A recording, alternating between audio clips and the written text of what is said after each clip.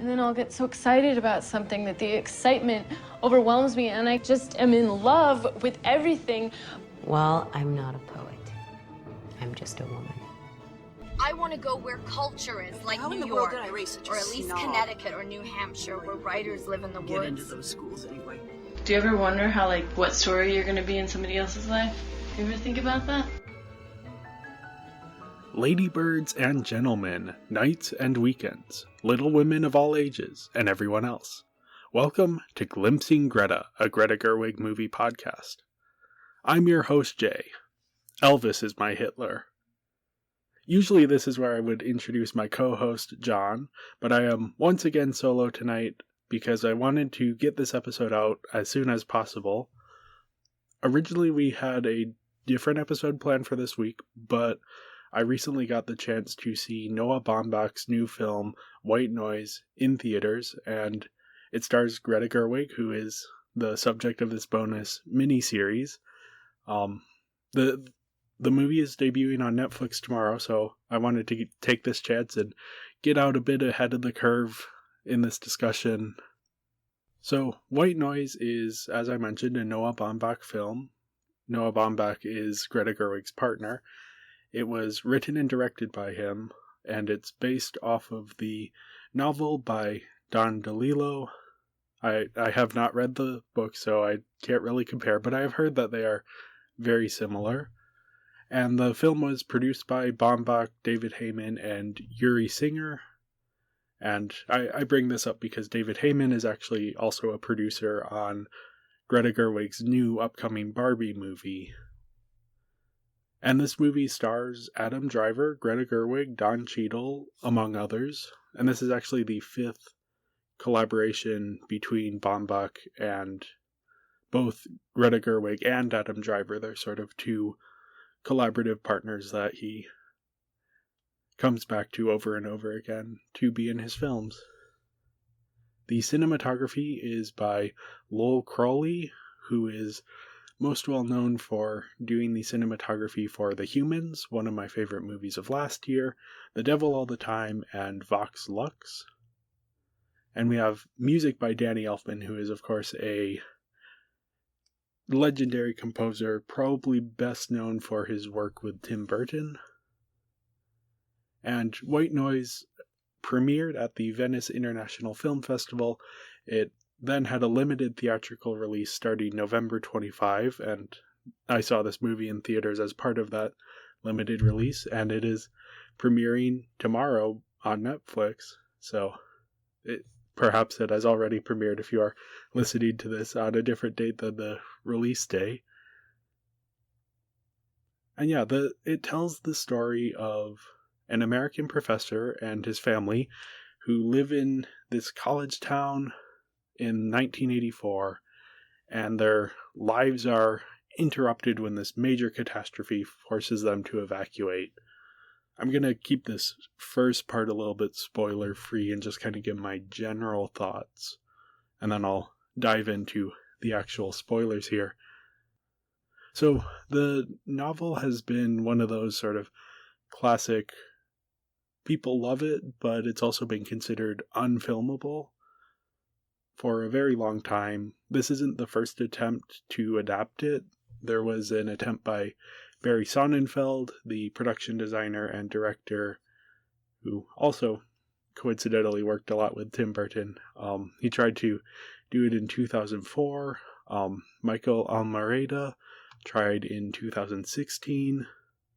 But this was the production, this Noah Baumbach production was the production that actually got off the ground, and it began filming in June of 2021 in Ohio. And reception to it so far has been sort of mixed to positive. It's maybe one of the more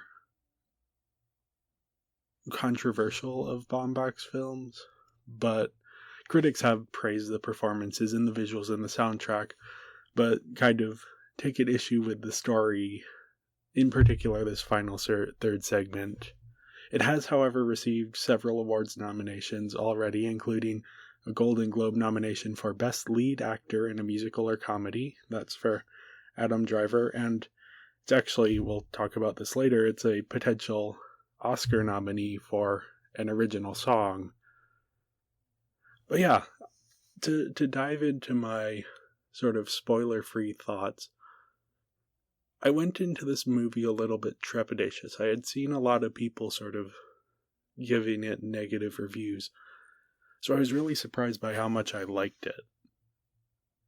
It's an odd one, and it doesn't fully come together.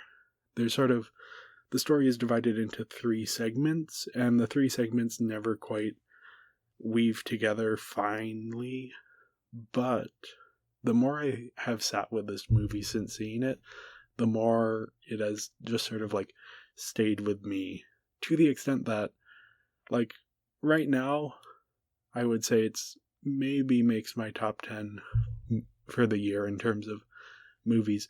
I could see rewatching this in a couple months and like moving it way up that list. This could be a movie that the more time passes, the more I'll enjoy it. And I'm curious to see how it does on Netflix, because it is this sort of, it benefits from the theatrical experience. And I'd actually suggest, if you're going to watch this on Netflix, put your phone in the other room, just sit down and watch the movie on the biggest screen you can. It has some very big, spectacular sequences that you're going to want to see, but it also has a lot of sort of slower scenes. This is a longer movie. It's very talky, very character focused. So, yeah, it isn't necessarily the type of film that benefits from being able to watch it on your couch, but I am excited to hear more people starting to talk about this once it debuts on Netflix. And yeah, I think the standout here are the performances, specifically Adam Driver and Greta Gerwig, who Driver has maybe the showier role. He's just giving such an odd performance and so tonally consistent, and it's perfect for what the movie needs. And then Gerwig is giving this sort of also odd performance, and it feels a little bit off for a lot of the movie, but then there's a revelation about her character that once you look back, you're like, okay, everything kind of makes sense. All of the choices she makes as an actor work out in the end. And it's interesting to see Gerwig has kind of stepped back from acting after sort of moving into directing. So it's interesting to see her come back in front of the camera and give a performance in a movie again. So yeah, if you're looking for the TLDL, I guess, Too Long Don't Listen, yeah, I really like this, and I think it's a bit messy at times, but it's interesting enough. The themes it's exploring anxiety and death and sort of how people respond to catastrophes. And it's interesting to watch.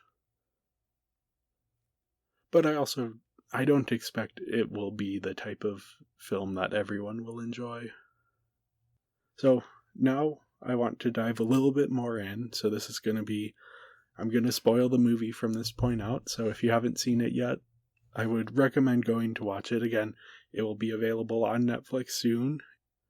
If you're listening to this at any point after the day it comes out, then it will be available on Netflix worldwide. So just to go through the story a bit, we focus on the Gladney family. Jack, he's played by Adam Driver. He is a renowned professor at the College on the Hill, and his field of study is Hitler studies, which is a sort of made-up field that you can imagine what it is about. And he lives with his wife Babette and their 4 kids, 3 of whom are from previous marriages, so Babette and Jack have kind of found each other after several failed relationships. And their lives are interrupted when a gas truck runs into a train transporting deadly chemicals. This sends a cloud of toxic gas into the air over the town, and the family is initially very anxious, but Jack tries to remain calm. He's saying that the wind will push the cloud away from town. This does not actually happen, and the family eventually have to evacuate their home. On the road out of town, there's all of this chaos, there's a lot of traffic, and their station wagon runs low on gasoline, so Jack stops at an abandoned gas station to fill up, and then they arrive at a camp where people are gathering and spend the night. But at this camp, Jack is informed that while he was pumping the gas, he was exposed to the toxic cloud, and it could eventually kill him. The next day, the family are woken up to find everyone in a panic, and they once again have to evacuate, this time to a dojo, where they spend 9 days before they can return home.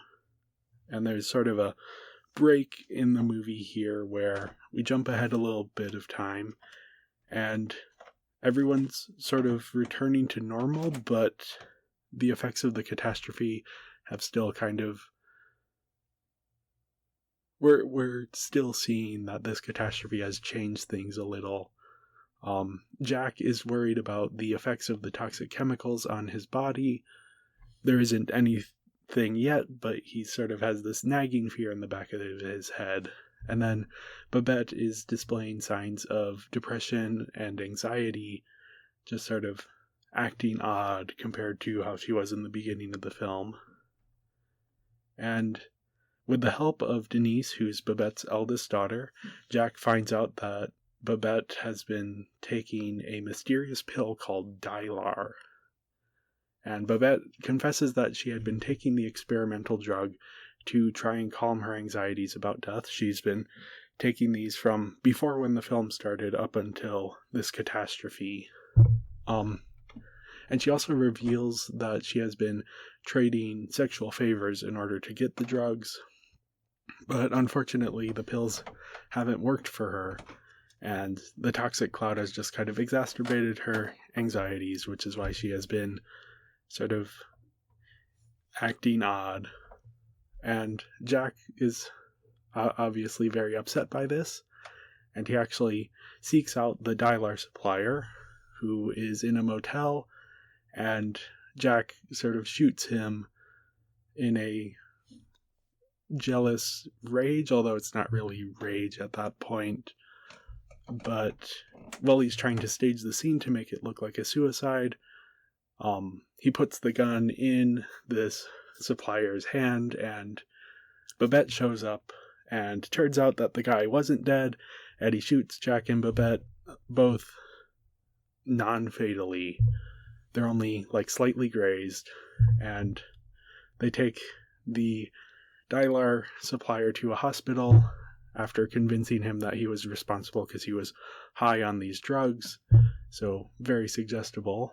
And this near brush with death helps Jack and Babette reconnect, and they go on a family shopping trip where a dance sequence happens as the credits roll and shows both the joy and the sort of numbing effect of this consumerism. So yeah, as the summary kind of shows, this is a somewhat disjointed movie. You have this early section which is about the family and establishing their life and what things are like. Then we have this middle section which is this toxic cloud and all of this chaos going on, and that's probably my favorite section of the movie. There's a lot of just incredible sequences. It's just scene after scene. That's really fascinating. And obviously a lot of it is very similar to recent events that we have all lived through. So that connection is interesting, and I think that is where Noah Baumbach as a creator kind of finds an inroad to the story. And then, yeah, the final part is the thorniest. There's these new elements added in. This sort of the fear of death becomes the central theme of the story very much, whereas before it was sort of denial and anxiety and panic and community and art and knowledge and all of these things during a catastrophe. But then it sort of narrows its focus to be about sort of the fear of death and the anxieties that come from that. And the dialogue plot line itself doesn't really fit with the rest of the story from a narrative perspective. I think thematically it's weaved in a very interesting way. But then the ending is just so brilliant because it finds an odd sense of hope, but also a sort of ominous sense of hope. This idea that Jack and Babette can overcome their anxieties to live fulfilled lives, but that part of that overcoming is sort of engaging in this consumeristic dance and sort of distracting themselves. And that's where I think a lot of the interesting ideas come from. And there's this through line of art and thinking about art from the very beginning of the movie. It starts with Don Cheadle's character, Professor Murray, giving a lecture on car crashes in film and how in American cinema, the car crash isn't a violent thing, it's a triumphant thing. Where it's like, each one is more elaborate than the last one, and it's constantly trying to, like, add more and more spectacle. And that's what a lot of this movie is about, is just more spectacle, more spectacle, more spectacle, and the entire middle section of the movie is just escalating this spectacle, and then we get to the end of that section and it suddenly shifts. But then there's also one interesting scene is while they're at this camp where everyone's sort of escaping this toxic cloud, there's a duo who are, I believe, real life singers who we'll talk about in a bit, who are singing a song about the current situation and sort of making art to process what's going on. But then at the end we have this idea of consumerism, and you can tie art and film into this of like, are they just distractions? Is there a benefit to those distractions? And is there a waste to it? The way the dance plays out, the last maybe 2 minutes of it are sort of everyone is repeating the same actions over and over again, and the only thing that's changing is, so the cashiers are all grabbing bags and waving them in the air and then tossing them aside. So you have these growing piles of plastic bags that sort of waste. But at the same time, the song is so joyous and hopeful. So it's this odd contrast that I've been thinking about since getting out of the movie. And it makes me curious to revisit it. So yeah, it's such an interesting film and an interesting story. And I was really, really impressed by it because I went in with low expectations. And there's even just a lot of great scenes throughout the movie. An early one is Adam Driver's character Jack and Don Cheadle's character Murray are having this sort of dueling lecture about Elvis and Hitler and contrasting and comparing their lives. And at the same time, we're getting this gas truck heading towards this train of toxic chemicals. And you know they're going to hit, and it's just ratcheting up the tension while we're also getting these two very impassioned lectures sort of fighting it out, and it's so great.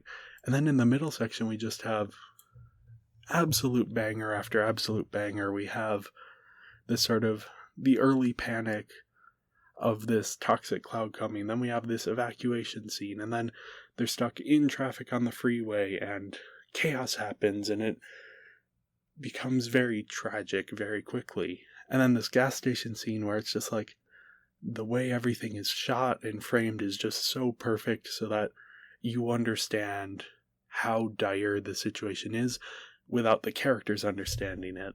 And then they get to this camp and it's sort of this, everyone in the camp is processing the trauma of the catastrophe in different ways. Some people are looking to science, like what's the explanation for this? Some people, as I mentioned before, are looking to art and like, can we find catharsis through art? Some people are going to Greta Gerwig's character, Babette.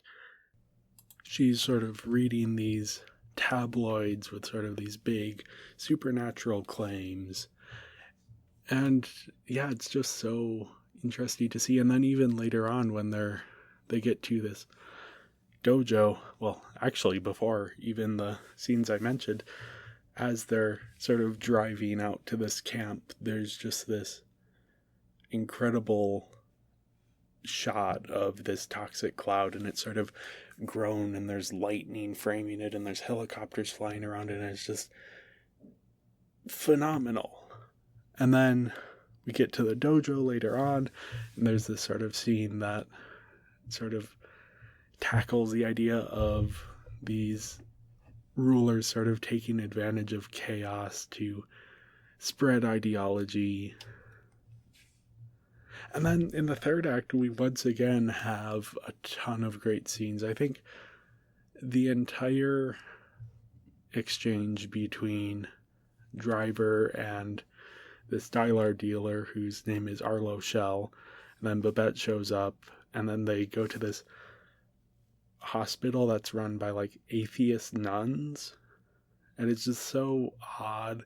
And then you end on this dance sequence that is just so brilliant. So yeah, it's so incredible, but then at the same time I don't think everything comes together. So for now I'm gonna give this a 4 out of 5. I think, as you could tell, I'm sort of wavering on giving it a higher score, but I'll just keep it at a 4 out of 5. So next up we have the characters. I already brought up Jack. He is just a fascinating protagonist. He's calm in the face of crisis, but often in a way that makes it clear he doesn't quite understand why the people around him are panicking. But then he also has this sort of like interior anxiety that's eating away at him. And Murray at one point suggests that his fascination with Hitler might be a way of inculcating himself to the idea of death. And that's just such an interesting idea of the ways we distract ourselves. So yeah, I just found him to be an odd character in a really great way. And then Babette is kind of a foil. She's very mysterious by design. She's a bit sort of flighty, but we don't really know what's going on with her until very late in the movie. But it all pays off in a really great way with this Dylar plotline, and that she has also been dealing with this sort of anxiety inside her. And then we have the kids. First up we have Denise. She's the eldest, and she's trying to look out for her family, particularly her mom, but she's very sort of forceful in that. She does some questionable things to sort of keep everyone safe.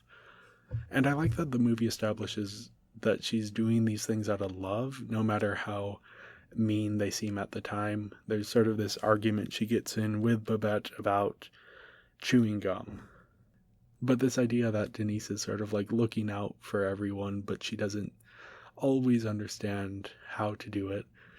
And then there's also this fascinating thing where she has this experience where as the effects of the toxic cloud on people, there are new reports coming in all the time about what the symptoms are.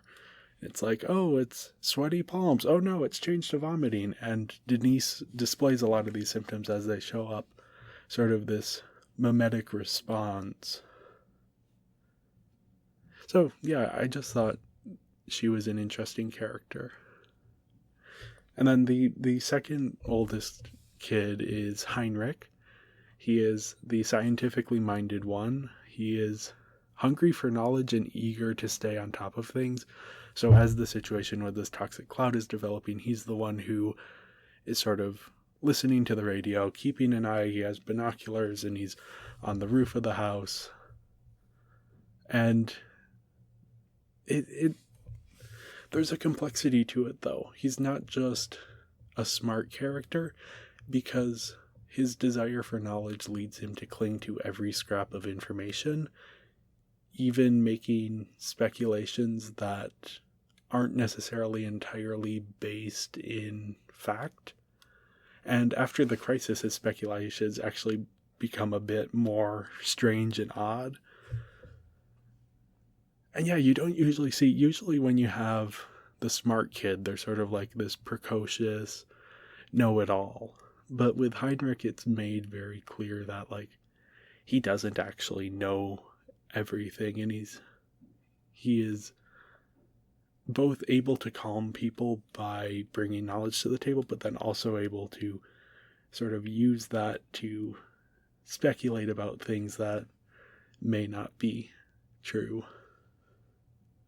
And then the other two kids are Steffi and Wilder. They aren't as well defined as their older siblings, so I don't really have much to say about them. I do have a bit to say, though, about Murray, who is Jack's coworker, and he's an interesting foil. He's making keen observations throughout the movie about the themes at play, about this fear of death, and then also he has a brilliant speech about consumerism as escapism, sort of the idea of the American superstore as this neutral place, a place where you go to reset, almost like this. So it's interesting what he brings to the table. And yeah, he doesn't have a ton of like character here. We don't get a sense for his like goals or even his life outside of when Jack sees him, but he's just an interesting side character in this. And I think there are a lot of other interesting side characters who come in and out of the story. We have Arlo Shell, who's this Dylar dealer. Jodie Turner-Smith plays this chemist, a professor at this university who only has a few scenes, but she makes a big impression. So yeah, overall I gave the characters a 4 out of 5. Next up we have the performances. So first on my list, Adam Driver just gives such a good performance. He downplays a lot of the comedic and satirical elements in a way that really works. He's giving a more subdued performance rather than a comedic performance, and I think he just knocks it out of the park. And even visually, he looks very different here than he ever has in any other film. And Greta Gerwig, similarly, she starts out a little bit awkward, but it's clearly a character choice. And she sells her big emotional scenes really well. And it's great to see her in front of the camera again, because she's a brilliant director, but also a brilliant actor. So I thought she did a really good job here. And her hair here is spectacular. Don Cheadle, he has a smaller role and a tougher role here. He doesn't get as many chances to stand out, but he's a spectacular team player, and he delivers every one of his scenes really well. And he's a generous scene partner. He knows when to let the people around him sort of take the lead, but then he also absolutely nails his various monologues. I also wanted to spotlight Sam Nivola, who plays Heinrich, and I felt he struck a really good balance between smart and know-it-all, and then also these elements that I was talking about earlier with that character. And Jodie Turner-Smith, who I also mentioned before, she only has a few scenes, but she nails every single one of them. And finally, Lars Eidinger, who plays Arlo Shell, and just a really greasy performance. He kind of owns the last chunk of the movie. So yeah, the performances are just strong across the board. Even the ones I didn't mention. We have Raffi Cassidy as Denise. She was also in Tomorrowland and Vox Lux and The Killing of a Sacred Deer. She gives a good performance here. We have Andre Benjamin playing Elliot. So yeah, a lot of...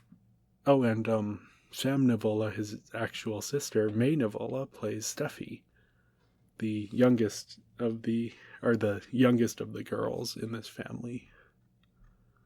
So a real life connection there. So yeah, with that in mind, I gave the performances a 4.5 out of 5, just spectacular across the board. Next up, I have the visuals, which are also spectacular across the board. It really emulates the look of 80s cinema. The film quality, the cinematography, everything is just rooted in this sense of the era. Even more so than like you hear about Stranger Things. It's such an 80s show. But the filmmaking techniques are often modern. Here, no, it's all very of its time. Which is crazy because this is a movie that just came out, but it could fit visually with that time period. There's a lot of great uses of color, and the costumes and hair are absolutely incredible, really phenomenal. Now, one of the interesting things is that this movie had a massive budget. The estimated budget is over $100 million, which is just so much money. And you see a lot of it on screen. But there is a sense of like, this isn't a big superhero blockbuster. So if you're wondering why it costs that much, this was filmed obviously during COVID, and so I would assume that a lot of the cost here is sort of safety measures put in place. This is a film with a lot of extras, a lot of big names, so they're gonna maybe spend a little bit more money on the safety. But then there's also some really great crowd sequences, a lot of great locations, tons of extras. There's car crashes, there's a scene with a car in a river that's really great, and I think the standout though is this toxic cloud. And there's just, as I mentioned before, a scene of we're sort of panning out, and from the car, from the station wagon everyone is in, and we see the highway stretching out, and then we see this cloud sort of ominously billowing in the sky and these rays of lightning, and it's just so incredible watching it in a theater. Yeah, it's just so visually incredible. that I gave it a very high score here. I gave it a 4.5 out of 5. I think this film looks spectacular in so many ways. So finally we have the music, and Danny Elfman's score here is phenomenal.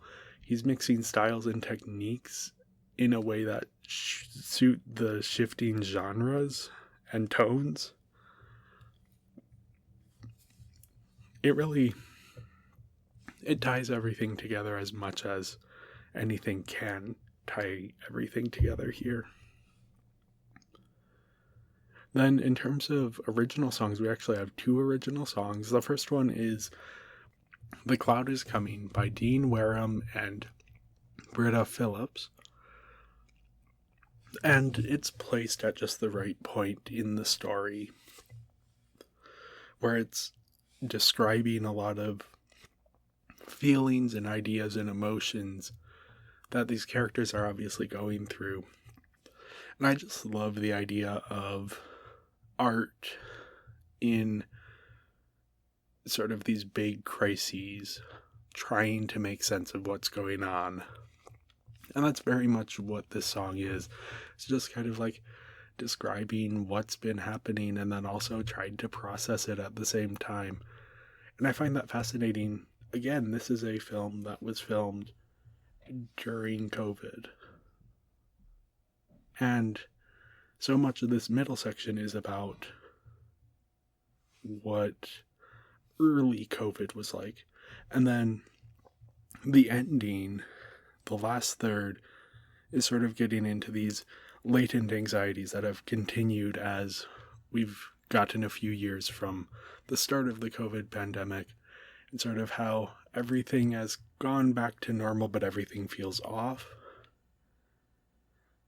So yeah, I love the parallel that song has with then the film's greater place in sort of this artistic tapestry. And then the other original song is the one that plays over the dance sequence in this mall, and this is the song that actually has a good shot of being nominated for an Oscar, and it is New Body Roomba by LCD Sound System. And it is phenomenal. I stayed through the entire credits because I wanted to hear it all. And because the dance sequence is spectacular. I mean, it's a shame this is coming out on Netflix because Netflix autoplays through the credits. And this is a movie where you want to stay